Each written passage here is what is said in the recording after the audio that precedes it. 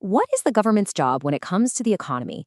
It's a huge question, and the answer shapes pretty much everything, from the taxes we pay to the price of gas. In this explainer, we're going to break down the two major philosophies that are constantly battling to answer that very question. See, every single economic policy, no matter who's in charge, really boils down to one single fundamental question that every country has to figure out for itself.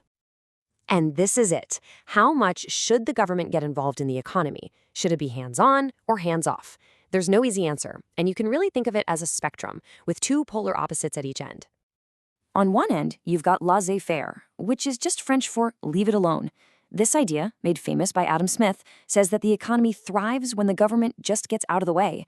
Then, on the complete other side, you have a command and control economy. Here, the government is the master planner, deciding everything from what gets made to how much it costs, like we saw in the old Soviet Union. So, where does the United States fall?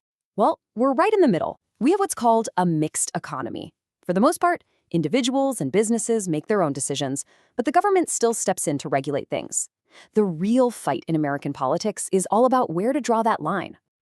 So, to figure out where that line should be, policymakers need to know what's going on. Think of it like the dashboard in your car. They're constantly checking a few key gauges to see if the economy is running smoothly or if it's about to overheat. First up is GDP, or Gross Domestic Product. This is the big one. It's basically the total value of everything a country produces. When GDP is growing, things are good. But if it shrinks for 2 quarters in a row, that's the official signal that we're in a recession. Next gauge is the unemployment rate. Now, here's a really important detail about this number. It actually lowballs the problem. That's because it only counts people who are actively looking for a job. It doesn't include folks who've just gotten so discouraged they've given up completely. And finally, there's inflation. That's when prices for everything start to creep up. This one creates a classic political battle. Generally speaking, Republicans tend to worry more about keeping inflation low. Democrats, on the other hand, are often more focused on getting unemployment as low as possible, even if it means a little more inflation. So how do they even measure inflation? They use something called the Consumer Price Index, or CPI. And it's not some abstract thing. The government literally tracks the price of a basket of about 80,000 different items. And we're talking about everything, from your breakfast cereal and your dog's food to the cost of college tuition and even funeral expenses. Okay, so we've got our dashboard. We know what to look for. But what's the actual problem that policymakers are trying to fix? Well, it's the economy's natural rhythm of big highs and painful lows. It's called the business cycle. See, even a perfectly healthy economy moves in waves.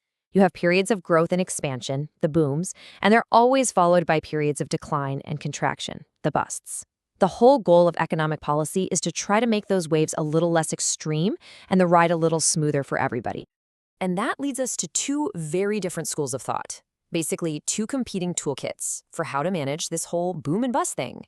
Now, the goal is the same, a stable, healthy economy. But the way they try to get there, totally different.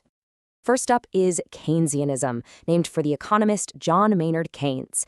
The core idea here is that when the economy goes south, the government should jump in and spend money.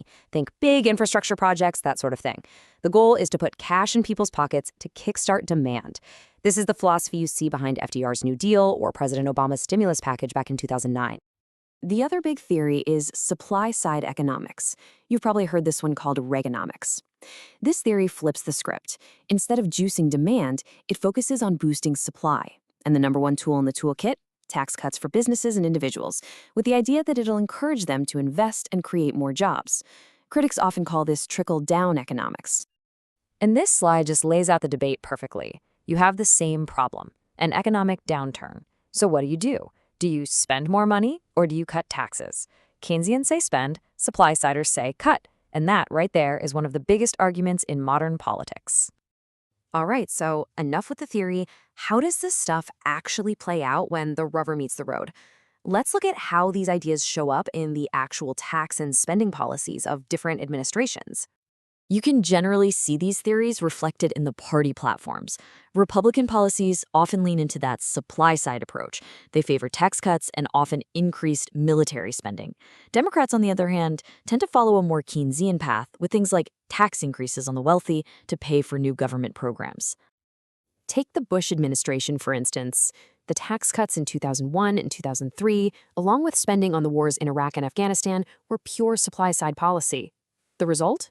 By 2003, the federal deficit had hit $374 billion, a record at the time, which really kicked off a huge debate.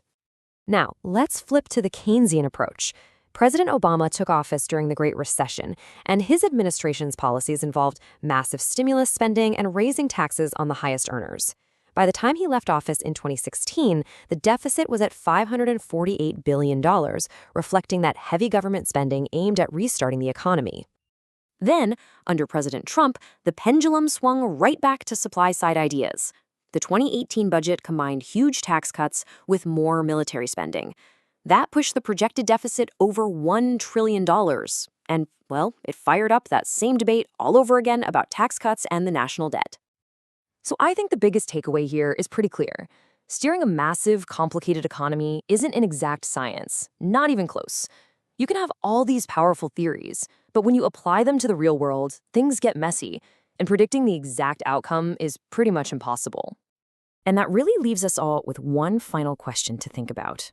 This fundamental debate, spending versus tax cuts, Keynesian versus supply side, it is not going away anytime soon.